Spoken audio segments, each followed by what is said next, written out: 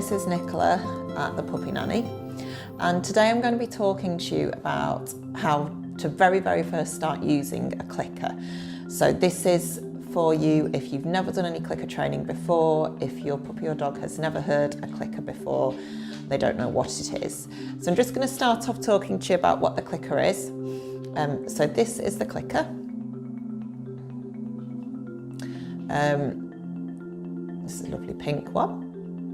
So it's a plastic box, and inside the clicker we've got a piece of bendy metal, which is this little bit here. The bottom bit of the metal is attached to the clicker, so if you press that, nothing's going to happen. If you press this bit at the top here, that's what's going to make the noise. So I'll just click it and I'll show you. So that makes that noise there. Okay, so that's our click sound. So what we need to do before we start doing any training with our clicker, before we can use it with things like sit and heel and lie down and everything, we need to do something called charging or loading the clicker. And that is teaching our puppies what the clicker means. So that's going to be our first step, and that's what the video that I'm going to show you next is all about. It's all about teaching them what that click sound means. So the click sound is going to give them two pieces of information. It's going to tell them, one, that they're going to get a treat, and it's going to tell them, two, that they've done what we wanted them to do, or that they've done something good. They've done something good, which if they repeat, they will get another click and a treat, essentially. So because when they do something, they get a click and a treat, they will think to themselves, oh, I'll do that again. And then I'll get them another click and a treat, and they'll think, oh, I'll do it again. So anything that we click and treat, they're going to be likely to repeat. So you're only going to click and treat things that you want them to carry on doing. But that's something to think about in the future. For now, we just need to concentrate on teaching our puppies what it means when they hear that click sound. So that's going to be our first step. So what you're going to need for that is you're going to need your clicker, and you're going to need a little tub of treats. If you're at home, it doesn't really matter what kind of treats you use. I've done this before with puppies just with their dry kibble, or little biscuity type treats. When you start working around distractions, you're going to want what I would call higher value treats. And higher value treats are normally human food, things that they wouldn't normally have as part of their meals. So things that work really well here are things like little bits of cheese, bits of cut up sausage, bits of chicken, even bits of liver or ham as well. So they're high value treats because our dogs and our puppies don't normally get them, and they're really tasty. They're full of flavour for them. So if you're working around distractions, or you have got a puppy that's less motivated by food, I would recommend going straight in for these high value type treats. Okay. If you're working around low distractions and you've got a really food motivated dog, you can probably get away with just some shop bought biscuits, or you could even just use their dry kibble if that's what they're fed. Okay, so I'm going to show you the video now. This is me working with Ollie. Ollie is my sister-in-law's puppy. He is a Cavapoo puppy, so he's a Cavalier crossed with a poodle. When I did this video with him, he hadn't done any training at all, so I got to him as a blank slate. I think he was about 10 weeks old, something like that, so he's a really tiny tot. And all I'm doing in this video is charging the clicker with him. So let's go on to the video and I will talk you through it.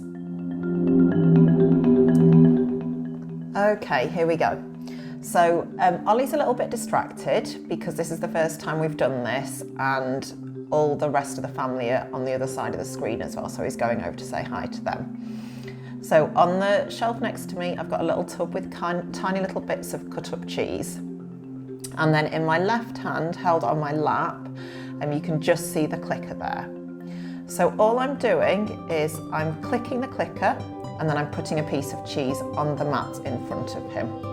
So it's click, then little piece of cheese. What you notice as I'm going through this is that he starts to become more interested in me, obviously because I'm feeding him cheese. He's less distracted. He doesn't want to come off the mat anymore. He just wants to stay with me. And what he's starting to do is he's starting to look to me as well for the cheese. So even though I'm not actually teaching him anything, I'm starting to build that focus already. I'm saying to him, if you stay close to me, I'm interesting. It's a good idea to be around me.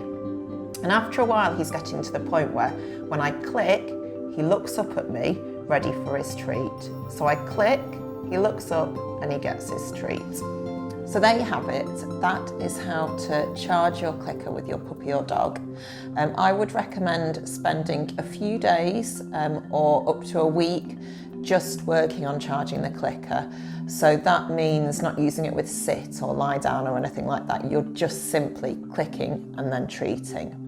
When you're treating your puppy or your dog, you don't have to feed them the treat. So in the video there, I am putting the treats on the mat on the floor in front of Ollie. I quite like to do that with puppies because it encourages their attention down to the floor, which reduces the chance that they're going to get mouthy with your hands, trying to take treats from your hands, and also reduces the chance that they're going to jump up as well and get bouncy. But you can also feed them the treat. So you can put it straight in their mouth, you can throw it so they can catch it, you can roll it along the floor so they can chase it. So it doesn't really matter how you deliver the treat so long as they get it. If you've not dropped treats on the floor before for your puppy or dog, sometimes you might have to help them out a little bit. When you put it there, kind of show them where it is or lead them towards it so that they can see that it's there. But after a few repetitions of this, they're going to get to the point where when they hear the click, they're going to be looking for the treat straight away. So they'll look for it on the floor if you're delivering it on the floor, or they'll look for it in your hand if you're delivering it in your hand. Ideally, if you can do this a couple of times a day, just really, really short sessions. So that sequence that you've just seen was sped up, it was fast forwarded. It took me probably 5 minutes in total, and then I left it because 5 minutes training, especially for a really young puppy, is a long time. So 5 minutes a couple of times a day.